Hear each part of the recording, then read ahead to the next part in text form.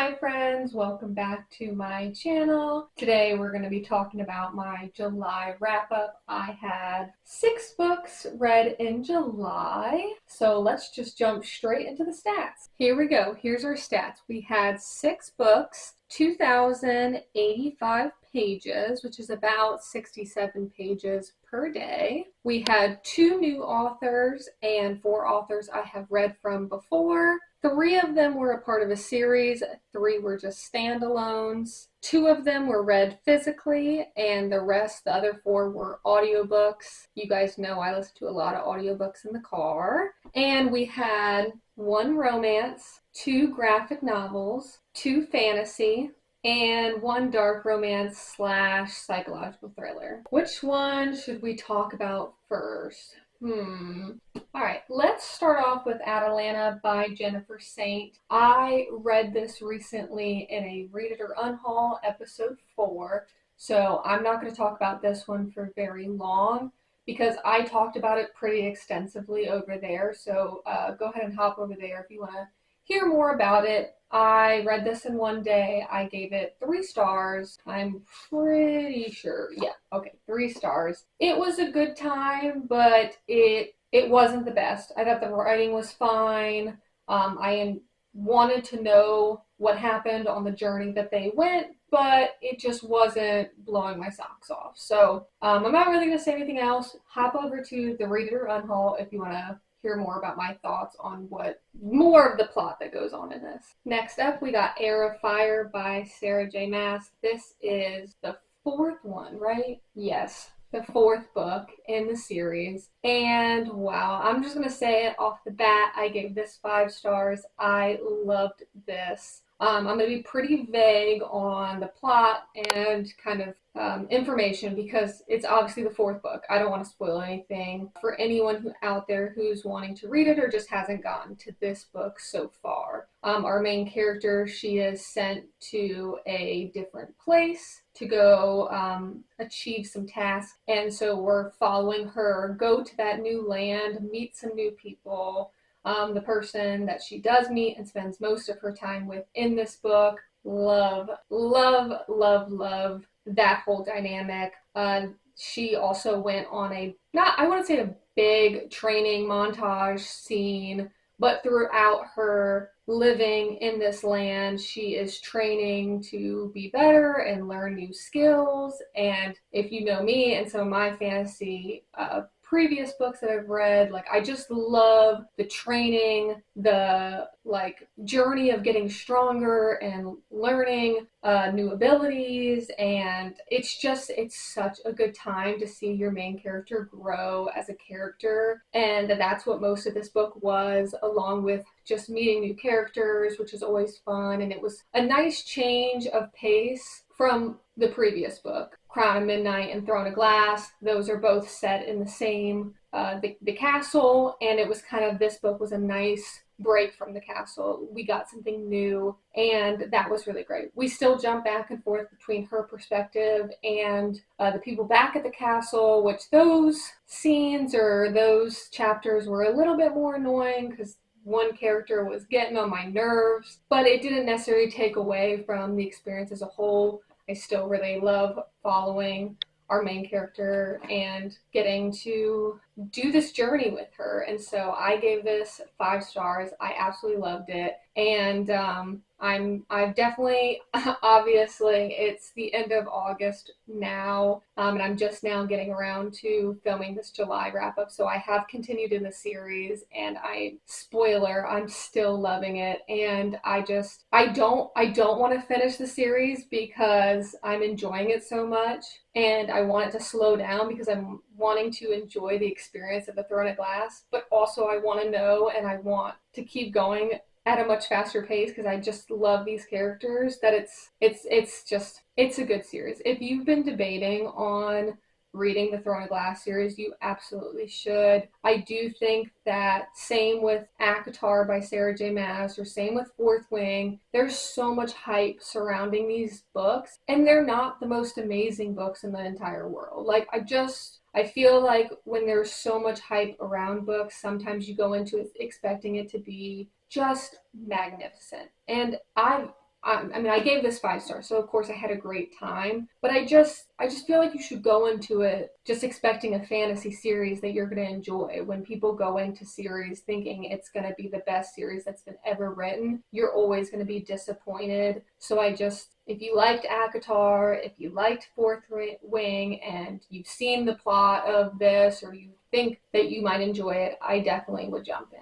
I would definitely highly recommend jumping in. But I will die on the hill that you should start with Assassin's Blade. So that's just me, but I think it's such a more impactful book when you read it first, because it's chronologically, that's how the story happens. But feel free to argue with me down in the comments below if you really feel you need to. But I think that's it for this. So let's move on to the next one. The next book we have is Pen Pal by J.T. Geissinger. This one, I guess I'll just start off with my rating. I gave this a 4.5 stars, pretty much a 5.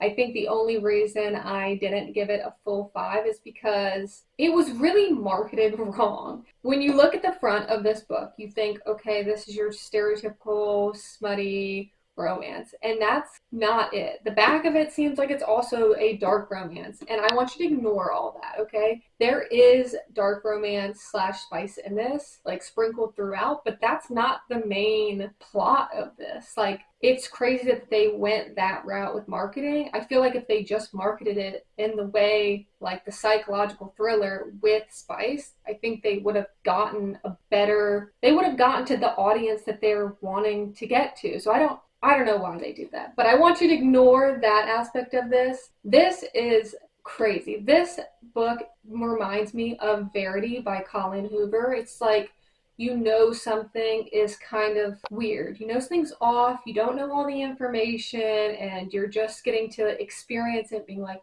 why is this feeling like this isn't the truth? Like, why does it feel like we're not being let in on something? And we're following our main character, and she meets this man who's going to come fix her roof, and they kind of hit off this relationship. Recently, her husband died, and we're not sure why, so that's part of the mystery. She's maybe gonna get into a relationship with this man, and she's not telling him all of the stuff that's going on in her life. So there's just all around, just like secrets are being kept, and from you and from other characters, and it is just a crazy ride. I finished this, I think, within like 2 days, because I needed to know. If you like psychological thrillers, you absolutely should read this. It does have the sprinkling of spice throughout, which just makes it even better. And it's such a good time. I can't believe they've marketed it this way, because, to be honest, like this, what it says on the back doesn't really come into play. Like, it does come into play towards the beginning, but then it's like not talked about, or it's like skipped over. Skipped over doesn't really feel like the right word. It's just not brought back up until like the end of the book. So it just feels like this being the pitch just doesn't seem like it really encompasses what the story is really about. And I highly, highly, highly recommend. This was such a good time. It was definitely shocking, because you go into it thinking it's a romance, and it definitely is not. And it's a crazy ride. And the ending shocked me for sure. It was definitely something I did not see coming. And it's making me want to reread it just standing here, but I am not going to reread it in this moment. I've got a lot of other books on my to-do list, and I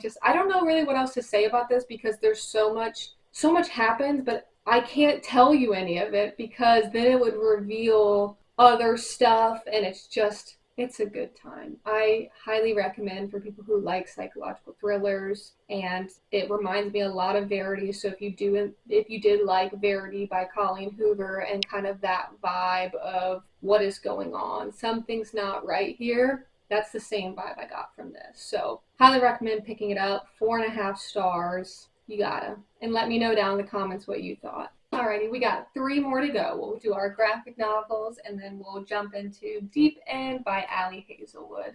These are the 2 graphic novels following the Teen Titans gang by Garcia and Gabriel Picolo. These were amazing. I absolutely love this series. I mean, obviously, I'm a Teen Titans girly in general, so, I'm gonna love them regardless, but these are just amazing.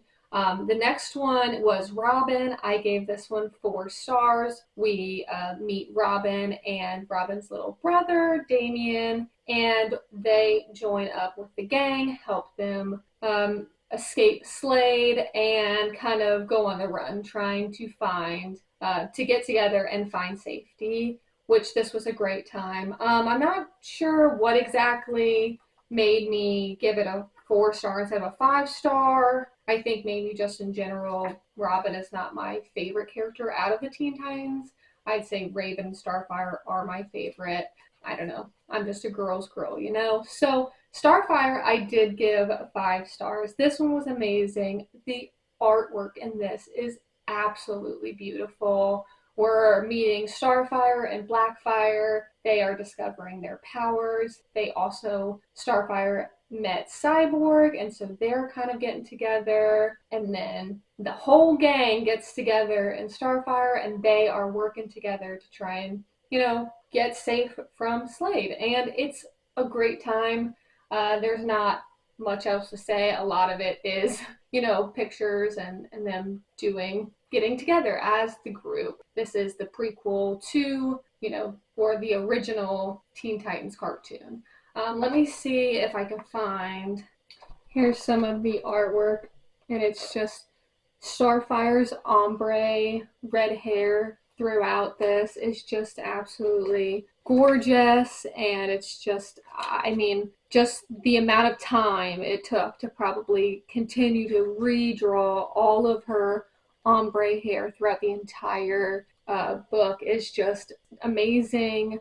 So much work, I'm sure, went into all of these, the artwork, the writing. If you're a Teen Titans fan, I can't recommend this enough. The next one, I think it's Teen Titans Together. I think it comes out in November. I am absolutely going to pre-order that and read it the moment it comes out. I can't believe now I'm caught up that I have to wait so long, but these are so good. 5 stars and 4 stars. Definitely, if you're a graphic novel lover, these are definitely my top recommendation. Last on our list of July reads, we had Deep End by Ali Hazelwood.